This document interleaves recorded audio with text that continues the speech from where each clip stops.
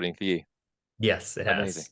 Amazing. All right. I'm Chief Project Officer at the Global Returns Project, some of the best climate and nature charities in the world. So, at the broadest sense, what we do is select and assess great climate and nature charities ourselves. We put together a diverse, we call it a portfolio of charities, a selection of charities for people to donate to. And really simply, donations come to us, the Global Returns Project, as a charity. We distribute 100% of those donations to the charities that someone wants to support. We don't take any deductions from that. And then any of our donors receive exclusive impact reports every 6 months. We do our own assessments of the charities, report on them, etc. Thank you. Amazing. Amazing. And I think um, it would be good to understand kind of, or to outline what that looks like. How is it? Why was it created? Why was the Global Returns Project created? And how does it, like, how does it link?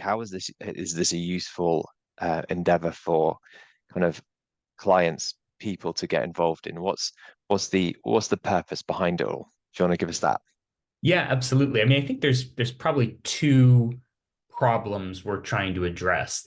There's one that's maybe more obvious, and that's on the climate and the nature side, which is that scientists tell us we've got really 6 years or so to do as much as we possibly can to mitigate the climate crisis. That's what scientists call the decisive decade.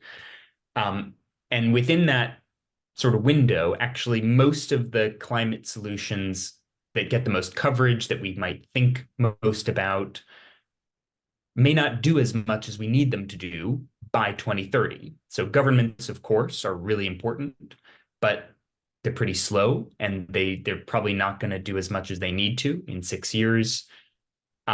Innovative technologies are going to be important, but again, they're not going to scale up fast enough. And sustainable investing is hugely important, but the problem with that is that there are some solutions that just don't deliver a financial return. And so they're sort of beyond the reach of most sustainable products. And so, from our perspective, that leaves actually charitable organizations, climate and nature charities, as organizations that can act at the speed and the scale necessary to do something that matters before 2030. And that sort of makes sense. But then you look at how much money these organizations are getting, and less than 2% of global philanthropy goes to climate and nature organizations, the climate mitigation in particular. So there's this real disconnect between the need and the amount of funding that these groups get. And that's sort of the first part of what we do, is trying to get these organizations the funding they need, because scientists tell us we've got to get them, more support. I think on the other side of what we're trying to do is really fit into the way that most people think about their investments and their asset allocation and the needs they have there. So some huge proportion of people in the UK are involved in charitable giving already. I think the UK actually might have the highest proportion of people involved in charitable giving anywhere in Europe. So it's a real part of the culture. But most people don't think about the fact that climate and nature activities undergird a lot of the things they care about already in philanthropy. So if they're giving to anti-poverty organizations, anti-homelessness organizations, any of the other things we care about, then climate and nature also factors in, because all those social issues we care so much about are just going to get worse if we don't deal with the climate crisis. And similarly, a lot of people are going to be concerned about sustainable investing. They might already be asking about that. And again, that's fantastic, but sustainable investing has limits, and philanthropy actually fills in the gaps pretty well in terms of what sustainable investing does. So that's the broad overview of really all the places we think that climate philanthropy, when it's done well, addresses a lot of the needs that we have. Okay, so let me just run that back so that I've got it in my head. So the the Global Returns Project is more focused. It is focused as a UK charity on philanthropy, but primarily focused on environmental impact. Is that the right words to use on that? That's exactly right. So Okay. we make climate philanthropy as easy as possible, and specifically high impact climate philanthropy as easy as possible. And that's through taking the donations that you guys get and linking with other organizations to make that happen. Exactly. So we have our own methodology for selecting and assessing high impact climate and nature charities. We've used that methodology in conjunction with our team of fantastic climate scientists who advise our trustees to select this portfolio of charities. There's 6 charities that are in that portfolio right now. That just means they're on our sort of list of recommendations. A standard donation to us gets split equally among those 6 charities. But if a donor is really interested in supporting just one or just a few of them, they can also request that through us. But that's essentially how it works. Okay. All right. And actually your team is like the founding members of your team and then the technical advisors behind the scenes that you guys use. It's quite an array, isn't it? It's quite a you could quite happily name drop in and It is. it's a really robust position. I guess one of the questions is when you talk about high impact, what do you mean by what does that actually mean in real life? What does a high impact climate investment mean? What is it? Absolutely. It's a really good question because obviously you can approach impact from lots of different angles. I guess a couple points on the kinds of charities we look at. The first thing is we say that the charities that we select, they're high impact because they're best in class in their particular sector. They've all they're all scalable in their activities, which I'll get to in a second. But important to our model is that we only select charities that are also low risk from a donor perspective. So that for us means that they've been screened for strong governance. And from the perspective of charitable giving, it's a diversified selection of charities in the same way that when you're doing your normal investing, you would expect a diversified set of companies to invest in. So that's the picture of the kind of organization. And we actually say they're kind of like blue chip equivalents in the charity space. So that's sort of how to think about it. Um, if we're looking at a charity and thinking about adding it to our portfolio of recommendations, the first thing it has to do is pass a series of governance and sizing gates. So that's that low risk point again. It has to be a certain size, age, income threshold, etc. If it makes it past those gates and it sort of ticks that blue chip equivalent criteria for us, then we look at impact in a more qualitative way. And that really gets to the heart of your question. We score any charities we're looking at by their impact. So for us, that means the CO2 results of their activities, CO2 mitigation or sequestration, but also the permanence of their activities, the way their activities compare to other peers in their sector, et cetera. But we also score them by their scalability. So does the marginal cost of their activities decrease as the scope of their activities increases? How ambitious are they for the next 3 years, 5 years, 10 years? If they got a £1 million grant tomorrow, could they absorb that and do something meaningful with it, or would they get overwhelmed? That kind of thing. Then we also sort of third category. So first impact, second scalability, third is networks. So are they building partnerships with other NGOs, local communities, indigenous communities, governments, et cetera? Are they expanding their impact in that way? And then the fourth major category is co-benefits. So we say our charities primarily are focused on climate action, protecting life below water, and protecting life on land.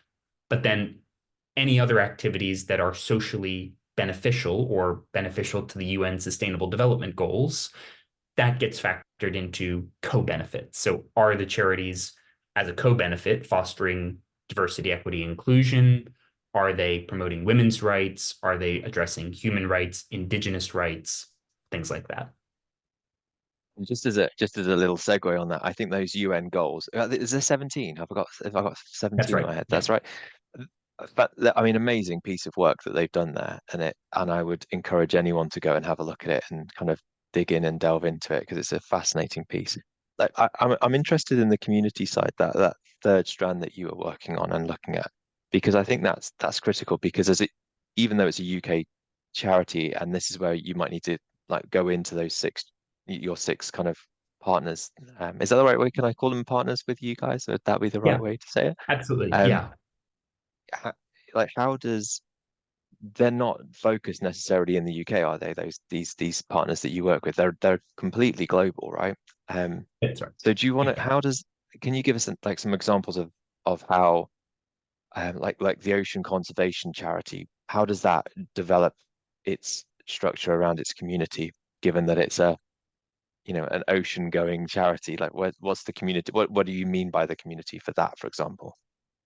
Yeah, it totally depends on the kind of organization. So, for example, we've got in the portfolio, we've got Blue Marine Foundation, which is an ocean conservation group.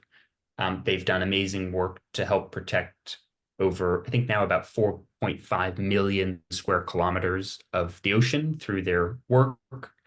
But a big part of what they do as well as a co-benefit is that as they are combating overfishing, which we know is really damaging to ocean ecosystems, they're also, as a result, promoting local fishing practices and local fisher people and all those sort of non, mega business, mega corporate fishing practices, which are hugely beneficial to local communities. So, and it depends on the organization. So, Rainforest Trust is another organization we support. They buy up and protect areas of threatened rainforest around the world, and they've done that with nearly 50 million acres of rainforest to date. Can't get your head around the size and scale of that, can you? It's just a Yeah, massive, ridiculous number. no, it's incredible. And actually, the other amazing part of what they do is 99% of what they've protected since 1988 is still protected today. So they have a fantastic success rate there. Um, but a big part of why they're successful and also the co-benefits they deliver is that they work a huge amount with local communities and specifically indigenous communities. So they have many indigenous partnerships all around the world in Brazil, in the Democratic Republic of Congo, in Peru, lots and lots of places. So their work is often granting land rights back to indigenous communities, supporting them in other ways, and as a result of that work, actually the climate benefits are better too, because we know we can't do this sort of forest protection work effectively unless you're engaging local communities. So it's sort of a nice positive feedback in that way. That's great, thank you. And I guess how do you guys one of the offshoot questions that I'd have with that is how do you guys ensure that you don't um I think what's my question? How do you guys ensure that you don't overpay or over given the local economy that you're working in, um and often the value of inflows that you guys get. So £1 million to a charity being outflowed into a local community can have a really detrimental effect on the local community. If all of a sudden there's a load of inflow, how Yeah, do you guys protect? How do you guys make sure that that's managed well so that we the currency valuations and kind of salary positions are yeah, maybe they're the wrong words, but do you know what I mean? Does that make sense? What totally wage? understand. How do you control wage inflation for local communities if you guys have got m money to burn Yeah, in the yeah. right way? That's actually, I think, the amazing part of our model that we've started with is that because we're looking at these blue chip equivalent charities that are global in operations, normally they're operating in dozens of countries. Um, they are they're sort of the best of both worlds. They're big enough that they can absorb large amounts of funding and distribute it strategically, depending on where they need it in any part of the world, but they're not so large or so sort of bloated that they're just treading water. They're still innovating, they're still delivering the impact. So, for example, if we were just working with a tiny, tiny local charity in some part of the world, that that work has huge value, and that might be something that's actually of interest at some point in future. But for now, that kind of charity, you're right, probably couldn't absorb £1 million tomorrow in an effective way that we would be able to be confident in. Whereas Rainforest Trust, we know can, or Client Earth, or Global Canopy, or some of these other charities we work with. And then they know which of their teams, which of their networks can take that money, where it's best spent, that kind of thing. Okay, okay, thank you. I think one of the I feel like I'm saying I think a lot. One of the things I'd be interested to understand is how does the Global Returns Project differ into because we're talking to people that are our client bank are a group of investors effectively that are looking to do this. So what makes this is Global Returns Project would be a donation. So that's it's a charitable gift which comes with all the tax benefits of a charitable gift, but it's not an investment. So how would you describe that in difference to say something like philanthropic investing? Like how do we square that off from that? Because Yeah. you guys don't generate a return for these guys for a donation, do you? So how does No. that work? Yeah, exactly. So it's pure philanthropy. There's no financial return, but maybe it's just helpful to dive into the ways that most of our supporters think about this or engage with us. I think a lot of people, when they give to our portfolio of charities, think about this from an asset allocation perspective. So they think, okay, I've got my standard investments, I've got maybe my sustainable portfolio, but I want to do a little more than that sustainable portfolio, or I want to make sure I'm supporting solutions that act quickly, that I can get those impact reports, et cetera. And so they give something on a monthly or annual basis to our portfolio as well. And they know they're not going to get a return from that. It's just a donation, but the impact is super clear and super fast. And they're going to see that impact in the impact reporting that we do every 6 months. Actually, quite a few people choose to give a portion of their net worth on a monthly or annual basis to do that. So they might say, okay, well, I know that climate mitigation makes my wealth safer in the long term, makes the future of my children and grandchildren safer in the long term. So I'm going to give something strategic to these charities, not £1 million maybe, but maybe they say I'll give 1% of my net worth on an annual basis, or 0.25% of net worth on an annual basis. And in that way, it's proportional to wealth. So it's something that everybody can do. I can give 0.25%. A mega millionaire can give 0.25%. But if everybody did that, we would really generate some important funding for these organizations.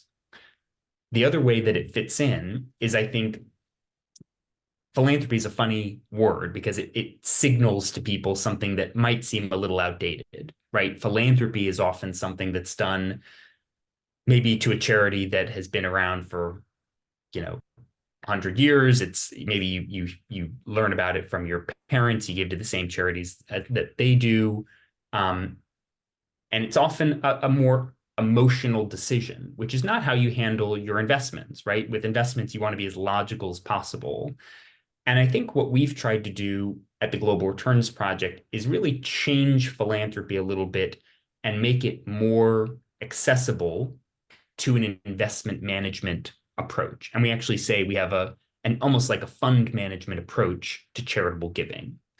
For us, that means that just as when you're investing, you want a diversified portfolio, you want someone to be doing some rigorous research to put that portfolio together, and you want some reporting. You want to know how that portfolio is doing. In the same way, when you're giving to charity, it would really be nice to have those same values as well. So for us, we've got a diverse selection of charities. You know that our climate scientists and our trustees and our team of experts have done a huge amount of research to put this portfolio together.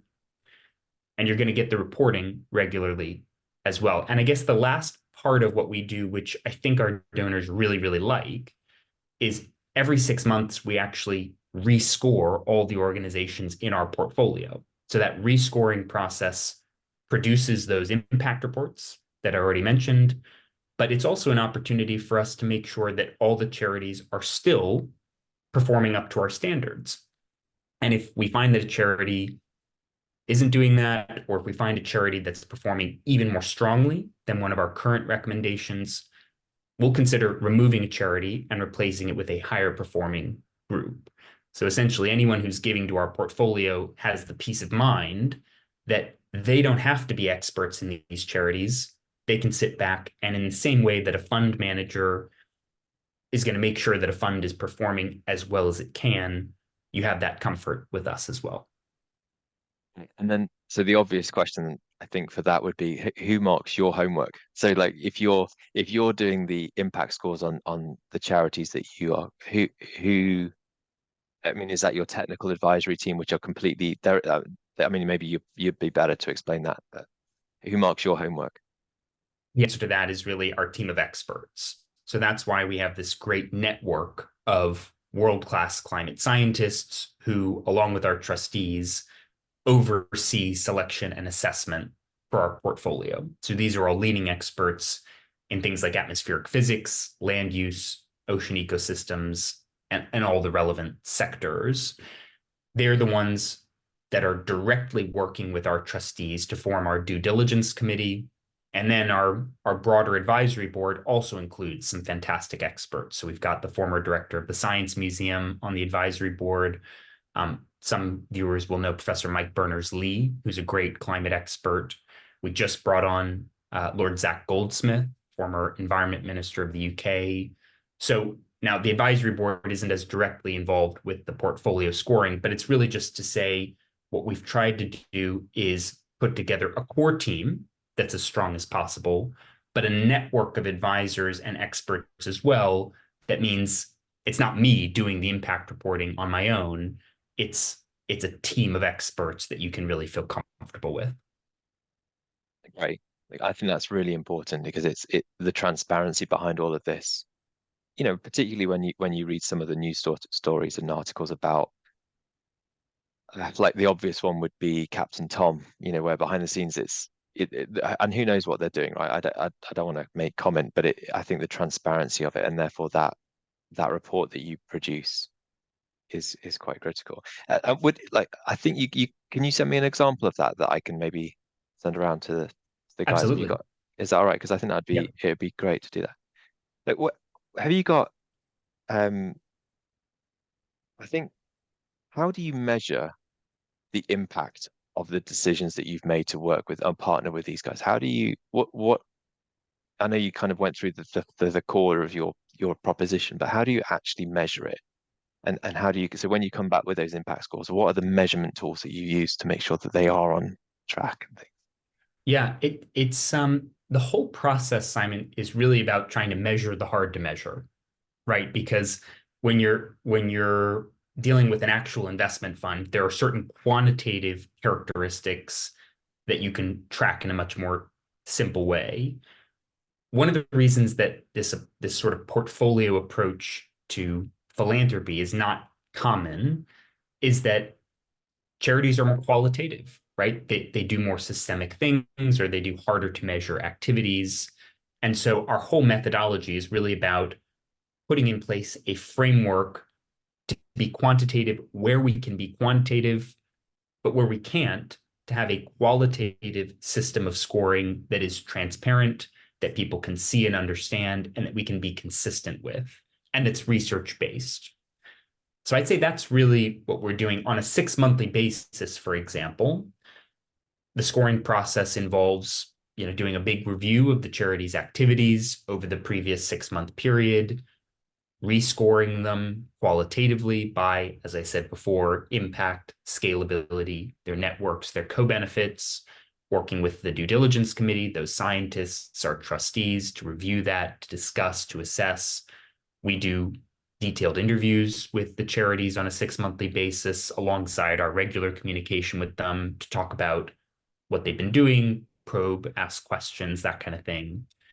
So you're never going to be able to boil down a charity into a perfect single quantitative stat.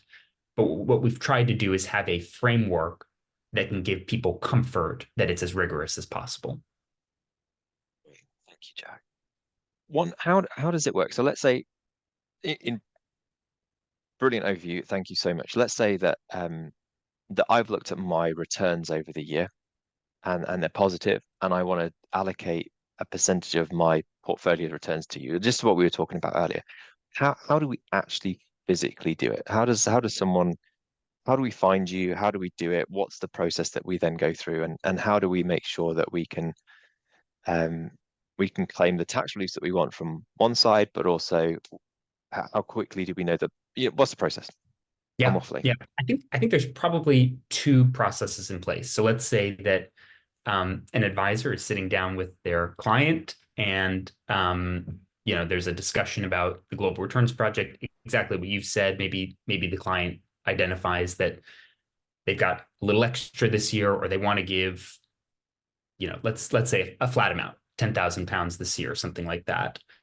Um, the first way they can do it is, they have the conversation and then they go to the Global Returns Project website, and any donation can be made right on there. The website asks all the relevant questions around gift aid information, that kind of thing, which is important for the tax relief point, as you mentioned. And then, we provide the receipts and the confirmation that allow for the further, tax points, as you mentioned. Um, if a donor wants to give directly to us, if they want to bypass the website, often that's more relevant for more significant donations.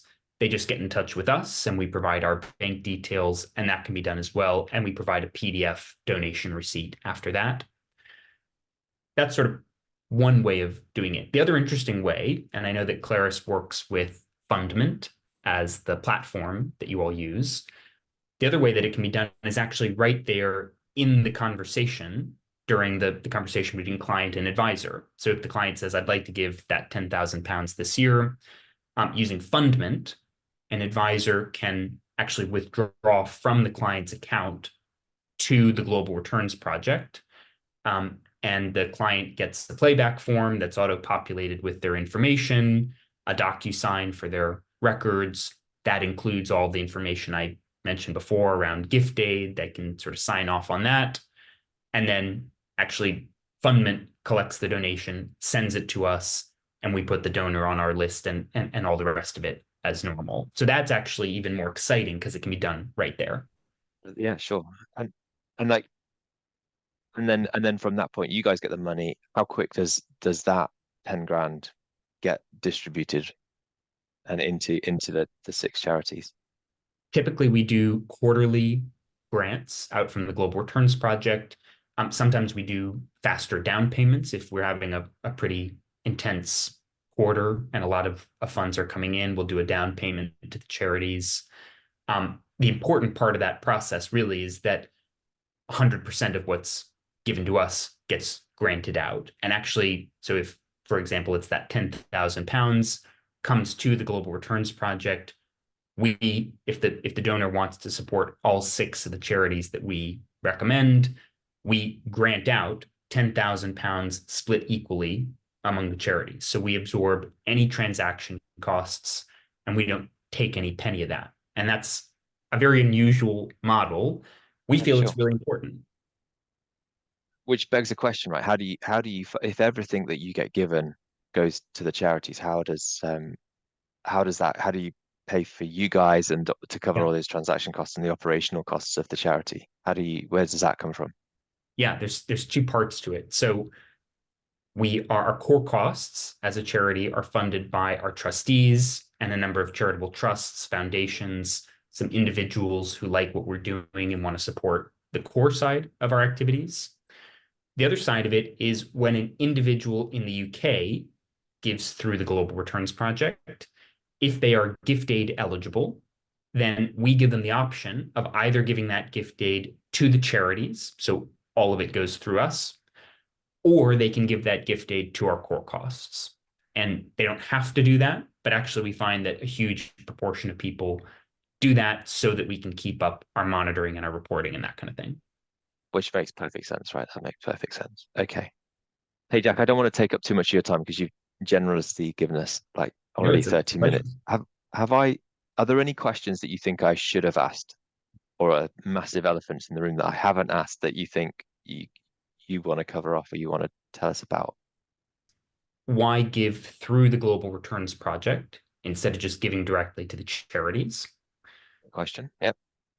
That question, I think the answer is first because you get our reporting, you get access to our experts, our events. We're not taking any deductions from it, so you're not losing anything. But also, I think one thing that our donors really like is by working through the Global Returns Project, again, they're not losing anything, but actually they're getting a little bit of extra impact because every pound that comes through us essentially helps us make a stronger and stronger case to other individuals and other corporates, institutions to do exactly the same. So essentially it's a bit of collective leverage, and one of our donors can feel like they're actually achieving something even more than just their individual donation. Um, it's worth saying if somebody's giving a significant amount through us and they would like to be introduced not just to our team, but directly to the underlying charities while giving through our model, we're very happy to make that introduction too, so that they can get the benefits of the underlying charities, events, and activities, but still get our reporting and work through us. That's one question that I think. The other one that I hear quite a bit is, and we sort of touched on it at the start, the question is, why climate philanthropy if I'm already giving to charity? You know, as I said, a lot of people give to charity already. Maybe they've done it for many years. Maybe they give to something that they know pretty well. And I guess what I'd say is we're not trying to shift anybody away from the charitable activity they're already involved in, right? Because anybody who's giving to charity, well done to you, right? You're doing something incredible. What we're really trying to do is say climate and nature philanthropy has a role for everybody, whether you're already giving to charity or whether you're not. If you're a big philanthropist already, or just you give something to your local charity on a small scale, we recommend taking that sort of percentage approach to this model and saying, well, let me give 0.25% of my portfolio to these climate charities, or let me give something small to these climate charities alongside the other things I'm working on. Because, again, if we don't deal with the climate crisis, then all the things we care about, health, human rights, tackling poverty, all the rest of it is just going to get so much worse. So climate and nature has to be prioritized, even as we do the things that we've already been doing. I think, yeah, I think that is loud and clear. And I think it's really important because you're entirely right. I think the the fact that you guys deliver the impact reports that you do on a 6 monthly basis alone would give alone gives you the reason why you go through you guys directly or rather than directly, because I think the assessment and the rigorousness and comparing apples with apples and having a third party team looking at it too, I think is invaluable, which is comes back to your, this it's a fun the idea of having a fund, and its rigorousness and its testing behind that is critical.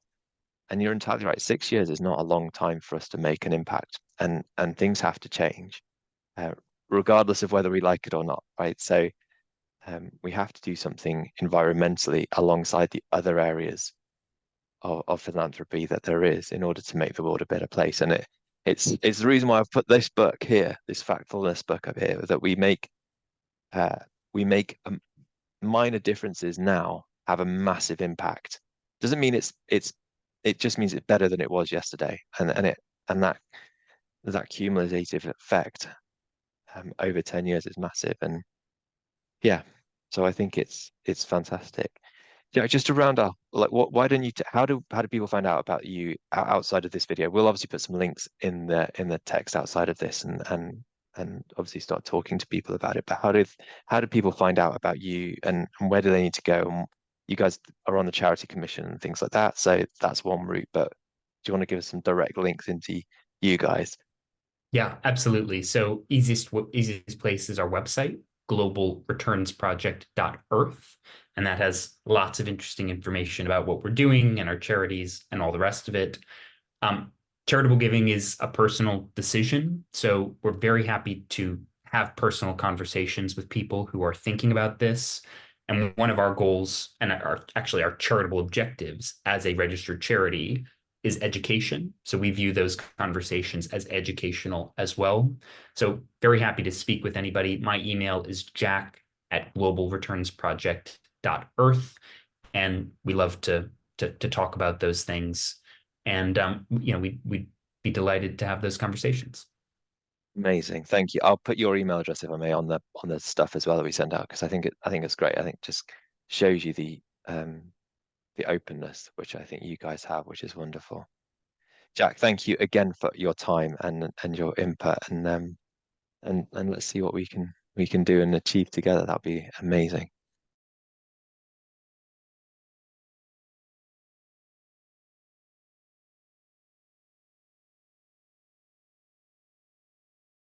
Thank you Well, very thanks so much. much.